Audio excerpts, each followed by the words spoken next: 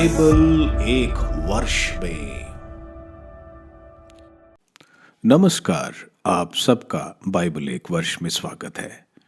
आप सब ने जो कदम उठाया है प्रभु के वचन सुनने के लिए, यह हमारे जीवन के अंधेरों को दूर करेंगे और हमें प्रभु के प्रकाश में चलाएंगे।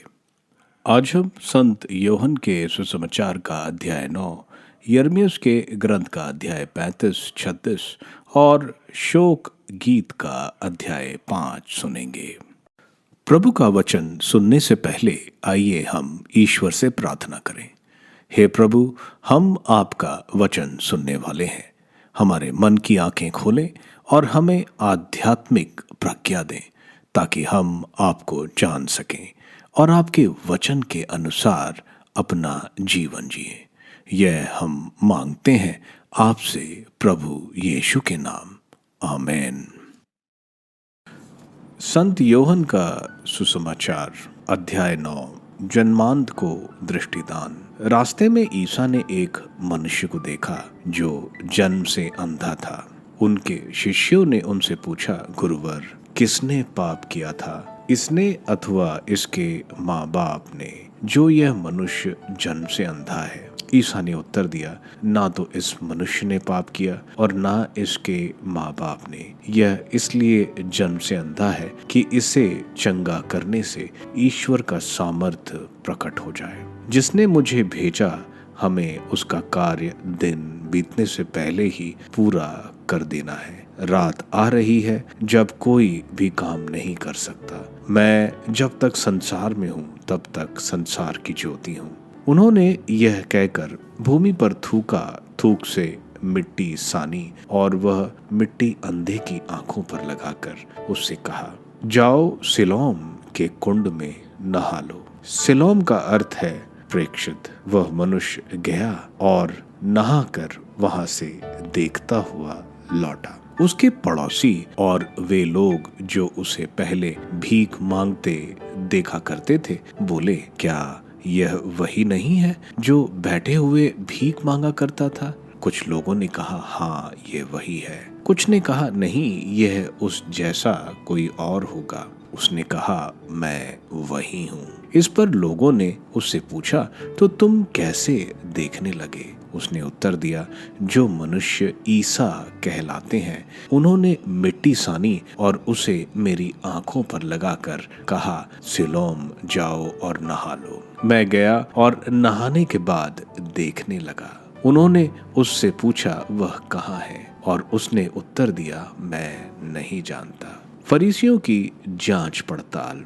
लोग उस मनुष्य को जो पहले अंधा था फरीसियों के पास ले गए। जिस दिन ईसा ने मिट्टी सानकर उसकी आंखें अच्छी की थी, वह विश्राम का दिन था। फरीसियों ने भी उससे पूछा कि वह कैसे देखने लगा। उसने उनसे कहा, उन्होंने मेरी आंखों पर मिट्टी लगा दी, मैंने नहाया और अब मैं देखता हूँ। इस पर कुछ फरीसियों ने कहा, वह मनुष्य ईश्वर के यहाँ से नहीं आया है, क्योंकि वह विश्राम दिवस के नियम का पालन नहीं करता। कुछ लोगों ने कहा, पापी मनुष्य ऐसे चमत्कार कैसे दिखा सकता है? इस तरह उनमें मतभेद हो गया। उन्होंने फिर अंधे से पूछा, जिस मनुष्य ने तुम्हारी आंखें अच्छी की हैं, उसके विषय में तुम क्या कहते हो? उसने उत्तर दिया, वह नबी है। यहूदियों को विश्वास नहीं हो रहा था कि वह अंधा था और अब देखने लगा है। इसलिए उन्होंने उसके माता पिता को बुला भेजा और पूछा, क्या यह तुम्हारा बेटा है जिसके विषय में तुम यह कहते हो कि यह जन्म से अंधा था? तो अब ये कैसे देखता है? उसके माता पिता ने उत्तर दिया, हम जानते हैं कि यह हमारा बेटा है और यह जन्म से अंधा था, किंतु अब यह कैसे देखता है हम यह नहीं जानते। हम यह भी नहीं जानते कि किसने इसकी आंखें अच्छी की है।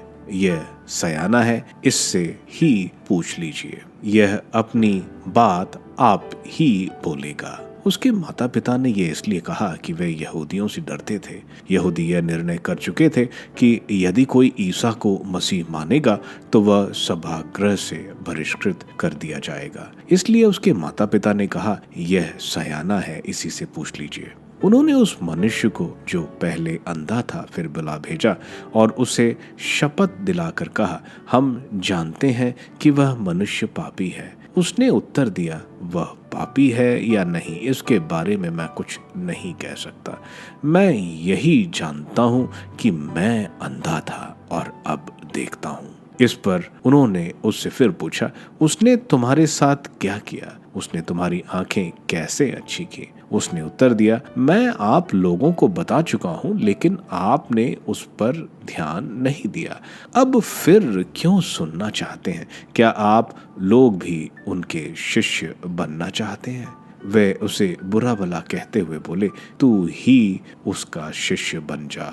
हम तो मूसा के शिष्य हैं। हम जानते हैं कि ईश्वर ने मूसा से बात की है, किंतु उस मनुष्य के विषय में हम नहीं जानते कि वह कहाँ का है। उसने उन्हें उत्तर दिया, यही तो आश्चर्य की बात है। उन्होंने मुझे आंखें दी और आप लोग यह भी नहीं जानते कि वह कहाँ के हैं। हम जानते हैं कि ईश्वर पापियों की नहीं सुनता, वह उन लोगों की सुनता है जो भक्त हैं और उसकी इच्छा पूरी करते हैं। यह कभी सुनने में नहीं आया कि किसी ने जन्मांध को आंखें दी हैं।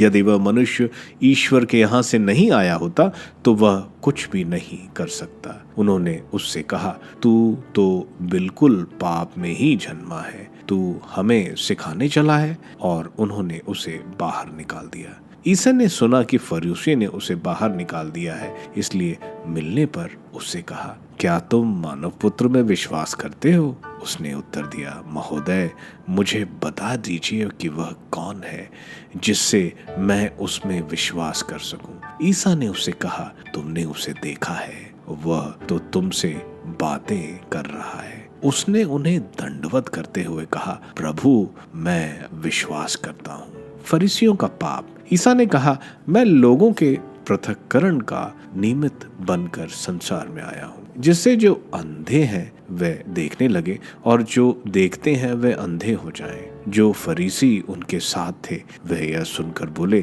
क्या हम भी अंधे हैं? ईसा ने उनसे कहा, यदि तुम लोग अंधे होते तो तुम्हें पाप नहीं लगता, परंतु तुम तो कहते हो कि हम देखते हैं, इसलिए तुम्हारा पाप बना रहता है।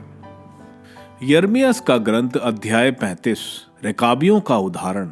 योशिया के पुत्र यूदा के राजा यहोयाकीम के दिनों में यिर्मयाह को प्रभु की यह वाणी सुनाई पड़ी, रेकाबी घराने के लोग के यहाँ जाकर उनसे बात करो, उन्हें प्रभु के मंदिर के किसी कक्ष में ले जाओ और उन्हें पीने के लिए अंगूरी दो। इसलिए मैंने हबसन्या के पुत्र यिर्मयाह के बेटे यजन्या को और उसके भाइयों तथा सब पुत्रों और रेकाबी घरों के सब लोगों को बुलाया। मैं उन्हें प्रभु के मंदिर के ईश्वर भक्त यिगदलिया के बेटे हनान के पुत्रों के कक्ष में ले गया। वह शलूम के पुत्र द्वारपाल मसेया के कमरे के ऊपर राजाधिकारियों के कमरे के पास था। तब मैंने रकाबियों के सामने अंगूरी से भरी हुई सुराही और प्याले रख दिए और उनसे कहा, अंगूरी पीजिए। लेकिन वह यह बोले, हम अंगूरी नहीं पिएंगे, क्योंकि रेकाब के पुत्र हमारे पूर्वज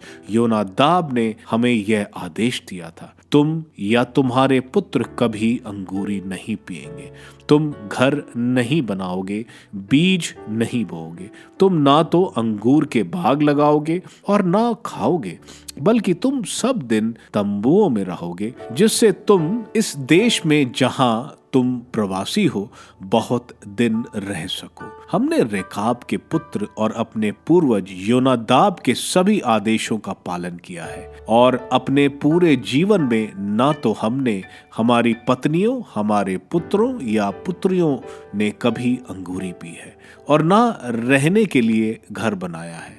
हमारे पास दाखबारी खेत या बीज नहीं है, बल्कि हम तंबुओं में रहते आए हैं और हमारे पूर्वज योनादाब ने हमें जो जो आदेश दिए हैं हमने उनका पालन किया है। किंतु जब बाबुल के राजा नबूकदनेस्सर ने इस देश पर आक्रमण किया तो हम यह बोले, आइए हम खलदेइयों और अर्मीनियों की सेना से बच निकलने के लिए यरूशलेम चले। इस प्रकार हम यरूशलेम में रह रहे हैं। यिर्मयाह को प्रभु की यह वाणी सुनाई पड़ी, विश्वमंडल का प्रभु इज़राइल का ईश्वर यह कहता है, तुम यूदा के लोगों और यरूशलेम के निवासियों से जाकर ये कहो, प्रभु कहता है, क्या तुम मेरी शिक्षा ग्रहण नहीं करोगे और मेरी बातों पर ध्यान नहीं दोगे? रेकाब के पुत्र योनादाब ने अपने वंशजों को अंगूरी ना पीने का जो आदेश दिया था उसका पालन किया गया है और वे आज तक अंगूरी नहीं पीते, क्योंकि उन्होंने अपने पूर्वज के आदेश का पालन किया है। मैंने तुम्हें बार बार समझाया है, लेकिन तुमने मेरी बातों पर ध्यान नहीं दिया है। मैंने तुम्हारे पास अपने सेवक नबियों को यह कहने के लिए निरंतर भेजा है, अब तुम में से प्रत्येक व्यक्ति अपना दुराचरण त्याग दे, अपना आचरण सुधारे और अन्य देवताओं का अनुगमन और पूजा करना छोड़ दे, तभी तुम इस देश में रह सकोगे जिसे मैंने तुम्हें और तुम्हारे पूर्वजों को प्रदान किया है। लेकिन तुमने मेरी आज्ञा नहीं मानी है और मेरी एक न सुनी। रेकाब के पुत्र योनादाब के वंशजों ने अपने पूर्वज के आदेश का पालन किया है, लेकिन इन लोगों ने मेरी अवज्ञा की है। इसलिए प्रभु विश्वमंडल का ईश्वर, इज़राइल का ईश्वर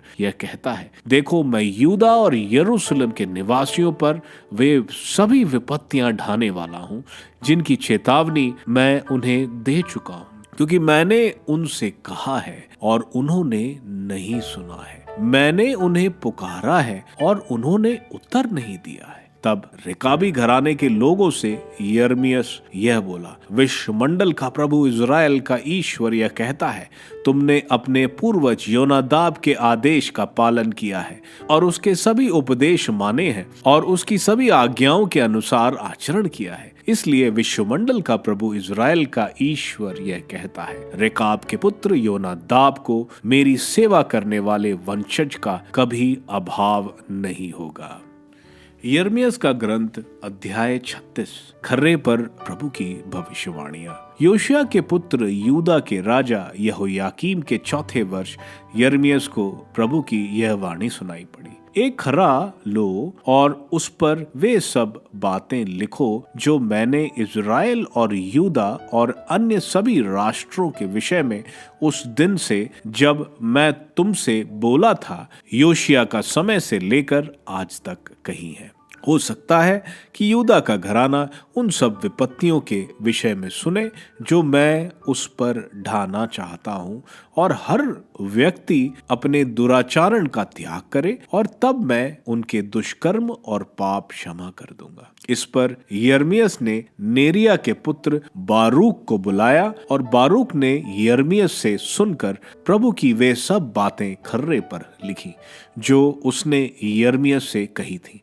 तब यिर्मयाह ने बारूक को आदेश देते हुए यह कहा, मैं प्रभु के मंदिर में नहीं जा सकता, इसलिए तुम वहां जाओ और उपवास दिवस पर प्रभु के मंदिर में सब लोगों को खर्रे पर अंकित प्रभु की वे सब बातें पढ़कर सुनाओ जो तुमने मुझसे सुनकर लिखी हैं। तुम यूदा के उन सब लोगों को भी इन्हें पढ़कर सुनाओगे जो उसके नगरों से आई हैं। तब संभव है कि उनकी प्रार्थना प्रभु तक पहुंचे और हर व्यक्ति अपना दुराचरण का त्याग करे, क्योंकि इन लोगों के विरुद्ध घोषित प्रभु का क्रोध और आक्रोश बहुत भयानक है। नेरिया के पुत्र बारूक ने प्रभु के मंदिर में खर्रे पर अंकित प्रभु की बातों को पढ़कर ठीक वैसे ही सुनाया जैसे यिर्मयाह ने कहा था।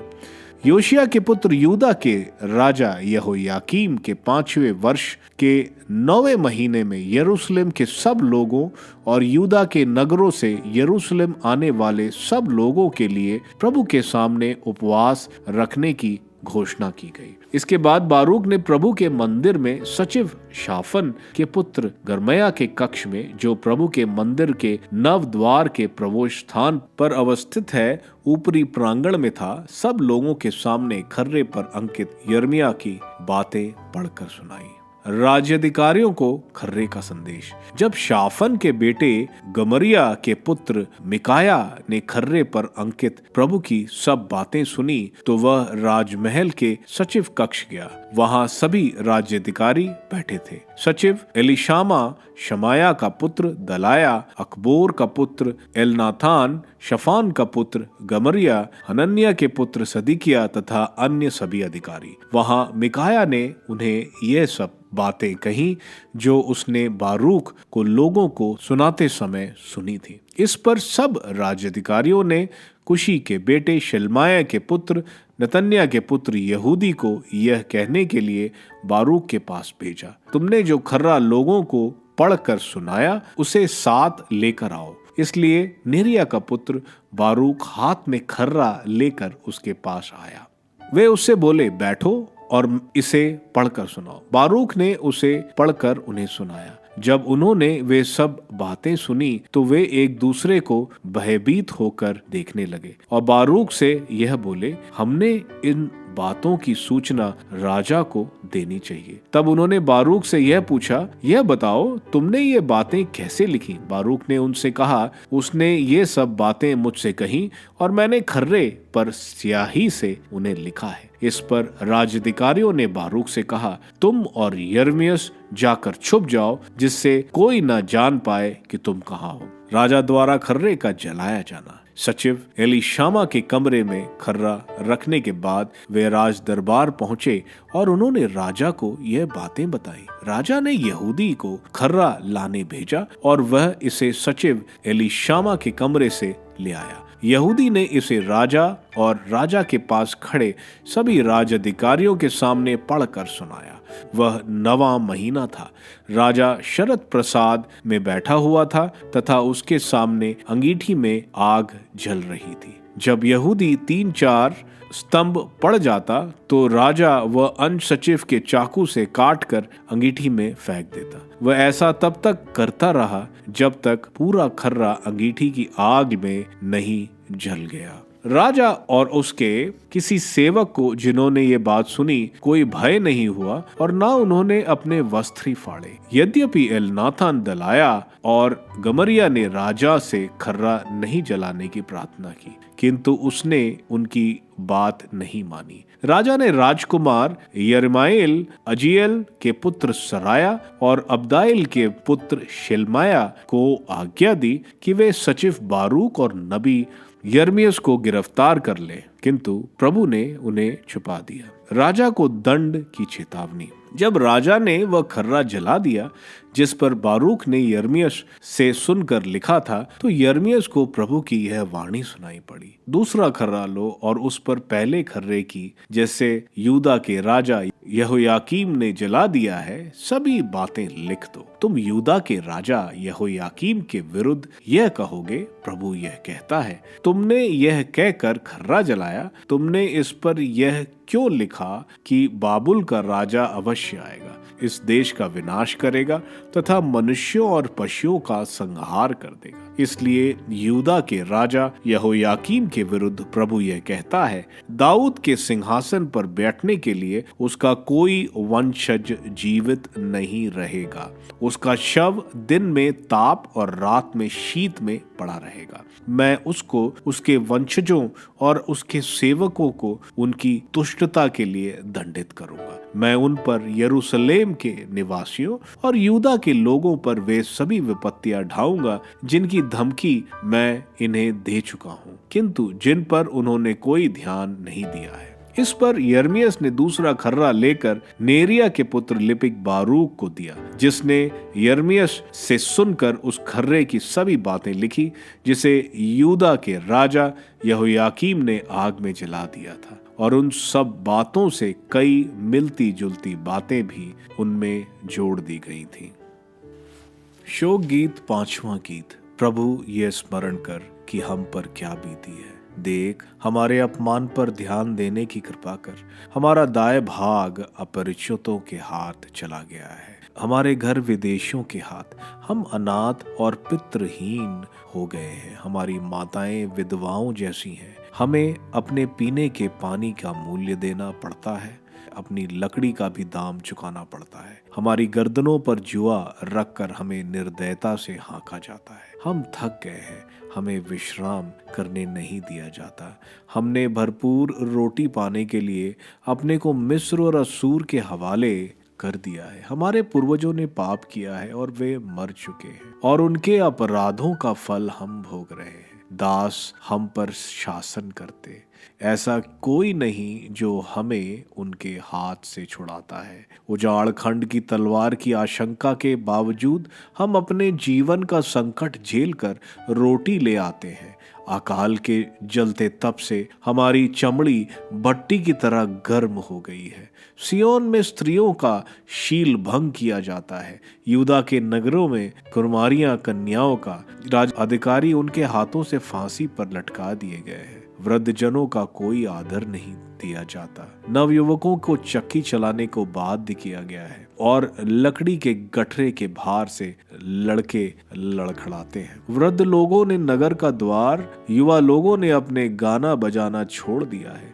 हमारे हृदय का उल्लास समाप्त हो गया है। हमारा नृत्य शोक में बदल गया है। हमारे मस्तक से मुकुट गिर गया है। हमको धिक्कार, क्योंकि हमने पाप किया है। इसलिए हमारा हृदय दुखी हो गया है। इसलिए हमारी आंखें धुंधली हो गई हैं, क्योंकि सिय्योन पर्वत वीरान हो गया है। उस पर सियार विचरण करते हैं, किंतु प्रभु तू सदा राज्य करता है। तेरा सिंहासन पीढ़ी दर पीढ़ी बना रहता है। तू हमें सदा के लिए क्यों भूल जाएगा? क्या तू हमारा परित्याग इतने लंबे समय तक करेगा? प्रभु तू हमें अपनी ओर अभिमुख कर और हम लौट आएंगे। हमारे पहले जैसे दिन हमें फिर प्रदान कर। क्या तूने हमें सदा के लिए त्याग दिया है? क्या तू हम पर इतना अधिक क्रुद्ध है? योहन के सुसमाचार के अध्याय 9 में हम देखते हैं प्रभु एक अंधे का अंधापन दूर करते हैं। प्रभु मिट्टी लेते हैं, उस पर थूकते हैं। जैसे उत्पत्ति ग्रंथ के अध्याय 2 में प्रभु ने मनुष्य को मिट्टी से बनाया, वैसे ही प्रभु ने उस अंधे की आंखें ठीक करी। प्रभु सृष्टि करता है, मिट्टी लगाने के बाद उसको सिलोम में धोने को बोलते हैं, जिससे वह चंगा हो जाता है। फरीसी यह देखकर कि यह मनुष्य जो जन्म से अंधा है अब ठीक हो गया है, उसकी तहकीकात करते हैं। वह व्यक्ति को उनको बताने पर कि प्रभु यीशु ने उसे ठीक किया है विश्वास नहीं करते। वह उसके माता पिता को बुलाते हैं। उस समय अगर कोई भी प्रभु यीशु को मानता था, उसे यहूदी धर्म से निकाल देते थे। इसलिए उसके पिता उस व्यक्ति से ही पूछने को कहते हैं। हम देखते हैं जो व्यक्ति स्वस्थ हुआ था वह अपने प्रभु पर विश्वास का पूरा प्रमाण देता है, लेकिन फरीसी नहीं मानते। अध्याय के अंत में हम देखते हैं प्रभु उस व्यक्ति जो चंगा हुआ था उससे मिलते हैं और उसे मानव पुत्र जो प्रभु यीशु है उस पर विश्वास रखने को बोलते हैं, जो वह स्वीकार करता है। यिर्मयाह के ग्रंथ के अध्याय 35 में हम रकबाइट्स के बारे में सुनते हैं, जो बंजरों के जैसे रहते और जिन्होंने अपने पूर्वजों की आज्ञाओं का पालन किया। वहीं प्रभु स्वयं यूदा से बोलते थे, लेकिन उन लोगों ने प्रभु की नहीं सुनी। इसलिए ईश्वर रकबाइट्स पर हमेशा अपनी मेहर बरसाएंगे। अध्याय 36 में हम देखते हैं ईश्वर की आज्ञाओं का राजा पालन नहीं करता और विद्रोह करता है, और जो स्क्रोल बरूज पढ़ता है उसे राजा जला देता है। इसकी सजा हम देखते हैं ईश्वर राजा यहोकीम पर लाने की बात कर रहे हैं। शोक गीत का अध्याय 5 शोक गीत की आखिरी अध्याय है। इसमें हम लोगों द्वारा ईश्वर को दरखास्त देखते हैं उनके दर्द के समय। वे अपने दुख के समय दुश्मन के शासन का समय का वर्णन कर रहे हैं, लेकिन ईश्वर से दया और उन्हें बचाने की विनती कर रहे हैं। आप सबको धन्यवाद ईश्वर के वचन सुनने के लिए। मैं आपसे विनती करता हूं कि आप बाइबल एक वर्ष में को दूसरों के साथ शेयर करें, क्योंकि प्रभु का वचन स्वयं प्रभु यीशु है। प्रभु को दूसरों को देने वालों को प्रभु की आशीष जरूर मिलेगी। मैं आप सबका बड़ी बेसब्री से कल इंतजार करूंगा। धन्यवाद।